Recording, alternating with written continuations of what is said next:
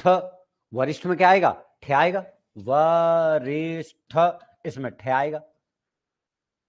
ठीक है ना? ऐसे ध्यान रखना, ये छोटी मोटी प्रश्न कोई और अलग से थोड़ी आता है।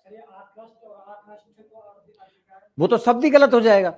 अगर आप इसको आकृष्ट कर दोगे, यही तो प्रश्न बन गया अपना, तो ये तो शब्द ही गलत हो गया। इसको वरिष्ठ कर दोगे तो ये तो प्रश्न ही गलत हो गया। ये देखो, ये तो प्रश्न ही गलत हो गया। ठीक है ना? जो जैसा है, जैसा भी, ये देखो जैसा है वैसा ही रहेगा, यही मैं कहना चाह रहा हूं। समझ गए मेरी बात को? चलिए आगे बढ़े। अब कुछ लिखना है? चलो एक आध उदाहरण और लिखो तो लिख लो, नहीं कोई जरूरत नहीं है। जैसे दुहु मैं डायरेक्ट लिख देता हूं अब साहस, ठीक है, और बाद वाला करेंगे तो ये क्या बन जाता है? दुस्साहस। ये बन गया दुहु साहस, और दूसरा क्या बन गया? दुस्साहस। देखो, दुस्साहस, ठीक है ना? दुहु प्लस साहस बराबर दुस्साहस। उनके में एक जुड़ गया, अभी देखो, एक है, दो जुड़ गए, तीन है ना, दो जुड़ गए। हाँ, दो जुड़ गए, एक और दो, दो जुड़ गए। चलो बढ़िया है। मैसेज तो भी आया नहीं कुछ, एक का गुड मॉर्निंग, ठीक। तो दुस्साहस, देखो, निस्वार्थ, निहि प्लस स्वार्थ,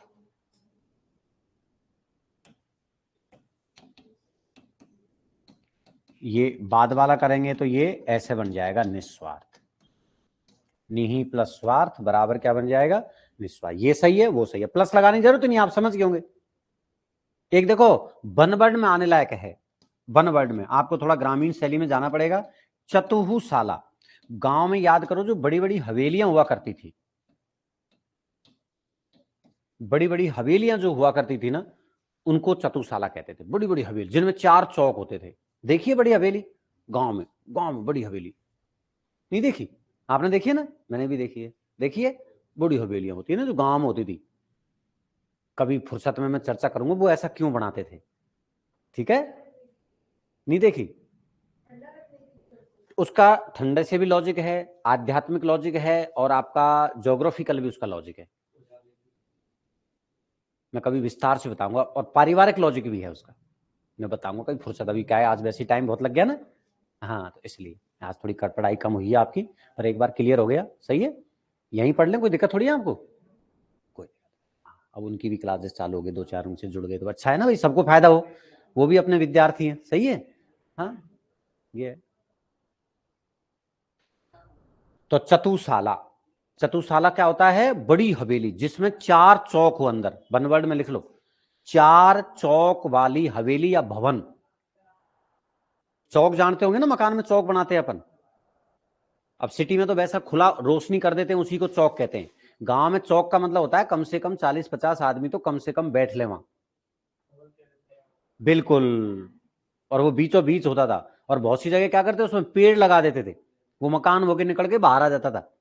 वो जो रोमांचक जो सीन होता है बरसात में, आहा उसके पास खड़े हो जाओ, याद मत दिलाओ है। ये है। मैंने मेरे पिताजी से इतना कहा कि मेरे घर में इतना बड़ा चौक है, उसमें बीच में नीम लगा लेने दो, एक आध नीम लगा लेने दो, बीच में पर नहीं लगा, बगल में लगा दिया। अब उसी हिसाब से पूरे मकान का डिजाइन बदलता ही चला जाएगा। अब उसको बना ही नहीं रहा, इस चक्कर में बढ़ने दो, खुला ही रहूंगा जब तक इन पेड़ों को रखूंगा मैं। अब 3 पेड़ हो रहे हैं अंदर, इतना मजा आता है उन पेड़ों के पास जाते, बरसात होती रहती है और वो पेड़ों के पास खड़े हो जाओ, बैठ जाओ किताब लेके, उस समय याद हो जाता है, दोबारा पढ़ने की जरूरत नहीं पड़ती, जो पढ़ते हैं उस समय तुरंत याद हो जाता है।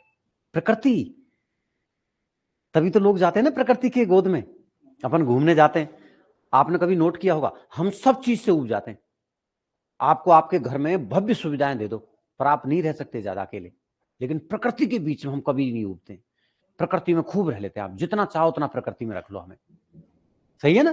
प्रकृति में खूब रह लेते हैं अपन, कितना ही प्रकृति में रख लो अपन को, तो प्रकृति का आनंद ही कुछ अलग है। ठीक है साहब, तो हमें चतुशाला समझने थे, सबके अब समझ में आ गया चतुशाला?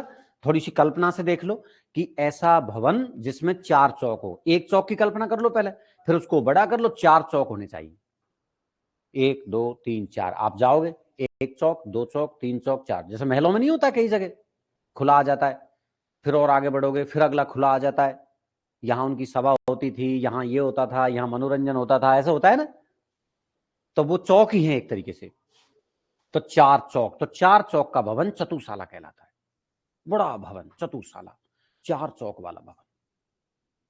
हो गया चतुशाला, बनवट तैयार हो गया। इसमें कोई ज्यादा आपके काम के नहीं है। हाँ बोलो। दुशासन इसी नियम में आएगा। लो, मैं सोच भी रहा था कि आप पूछें, मैं लिखा दूं। ये लो, इसी में आएगा। ये दुशासन और ये आ जाएगा दुशासन बाद वाला, इसी में आएगा। देखो ये लो, और पूछो। निस्संदेह इसी में आएगा। निशंका इसी में आएगा। निशंक एक शब्द है ना, जिसमें कोई शंका नहीं है, वो इसी में आएगा। निशंक इसी में आएगा, ठीक है ना। निशंक जो शब्द है वो इसी में आएगा। देखो, बुरा शासन करने वाला, ये है बुरा शासन करने वाला, ये है। ये नाम महाभारत के नहीं, याद रखना, ये सब नाम हमारे दिए हुए हैं। दुर्योधन का नाम दुर्योधन नहीं था, उसका नाम सुयोधन था, वो हमने किया है अपने हिसाब से। मूल नाम उसका क्या था? सुयोधन था। बुरा नाम कौन रखना चाहेगा, सोचिए। वो फिर क्या हुआ, जैसे जैसे उसकी प्रवृत्ति बदलती गई। अपने गांव में नहीं बोलते हैं, कोई बच्चा थोड़ा हाइट में कम रहेगा तो छोटू, देखे होगा आपने, छोटू राम। तो फिर धीरे धीरे होते होते वो छोटू राम हो जाता है। स्कूल में जाते हम तो साहब घर पे छोटा छोटा कहें, तो स्कूल के हेडमास्टर करेंगे ठीक है तो भाई छोटू राम, छोटू लाल, ऐसे होता था। मेरा कोई नाम, कोई बाबा जी आया घर में, मेरे पिताजी आध्यात्मिक थे, भक्त थे, कोई बाबा जी आया, बाबा जी ने कह दिया इसका नाम ब्रजवासी रख दो, तो उन्होंने ब्रजवासी रख दिया। बस कोई लॉजिक थोड़ी है। कभी कोई जन्म पत्री बनवाते हैं आजकल के पंडित जी से पूछते हैं क्या नाम रखें, किस अक्षर से रखें, ऐसा आता है ना आजकल, चल रहा है बहुत। तो ऐसे थोड़ी रखे जाते थे गांव में नाम, आइडिया से रखते थे। स्कूल में एडमिशन कान पकड़वा लेते थे, एडमिशन करते थे। कान इधर पकड़ में आ गया ऐसे, तो बस ठीक है, थोड़े से बतासे लाके बांट दो, 1 रुपया या 25 पैसा ऐसा कुछ लगता था, एडमिशन हो गया स्कूल में। बस ठीक है, पढ़ो आराम से। 5 साल का हो गया एज। पहले डेट ऑफ बर्थ किसको याद रहती थी? गांव के मैक्सिमम बच्चे जुलाई में पैदा होते हैं, रिकॉर्ड कहते थे। अब कभी भी पैदा हो जुलाई में ही, एडमिशन होएगा जुलाई में जुलाई में पैदा होते हैं गांव के बच्चे। सही बात है, ठीक है ना। तो ये उनका अपना अपनी व्यवस्था थी। तो ऐसे ही प्राचीन काल में क्या था, थोड़े आध्यात्मिक नाम रखते थे। अगर और उससे अपन वैदिक संस्कृति में जाए, आर्य संस्कृति में, तो उस समय जो नाम रखते थे वो क्या रखते थे? आध्यात्मिक। जैसे सावित्री, पार्वती, महिलाओं के, समझ में आ रहा है? पुरुषों के गोवर्धन, राम जी लाल, समझ में आ रहा है? ऐसे आध्यात्मिक नाम रखते थे। तो बताइए, महाभारत काल में इतने पढ़े लिखे, इतने विद्वान आदमी, भीष्म पितामह, द्रोणाचार्य उनके वंश में, कृपाचार्य उनके वंश में, बड़ा गुरु गुरु, जानते हो ना आप। तो बताओ वो ऐसी गलती क्यों करेंगे? तो इनका नाम तो क्या था? जैसे दुशासन का नाम सुशासन, अब समझ गए। दुर्योधन का नाम सुयोधन। लेकिन हमने क्या हुआ, जब उनके कर्म ऐसे हुए ना, तो प्रचलन में हमारे पंडितों की जबान पर है, उसकी व्याख्या करने में, ज्ञान में, दुर्योधन दुर्योधन दुर्योधन, तो वो चल पड़ा, इसलिए हमें वो याद है। ये तो संस्कृत में तो आया हुआ प्रश्न है कि दुर्योधन का मूल नाम बताइए, ये तो आया हुआ प्रश्न है। युधिष्ठिर जो है, युधिष्ठिर का नाम जानते हो ना? युधिष्ठिर ने कभी भी अपने जीवन में दुर्योधन शब्द का उच्चारण नहीं किया। वो हमेशा उसको क्या कहता था? सुयोधन। मूल नाम सिर्फ आपका दुर्योधन को कौन बोलता था? युधिष्ठिर। नहीं, यहां तक कि जो गांधारी वगैरह थी वो भी दुर्योधन बोल देती थी, हे बेटा दुर्योधन। लेकिन याद रखना, युधिष्ठिर ने कभी भी दुर्योधन को दुर्योधन, वो हमेशा क्या बोलता था? सुयोधन बोलता। ये तो आया हुआ प्रश्न है, ठीक है। चलिए साहब, दुशासन समझ में आ गया। और कुछ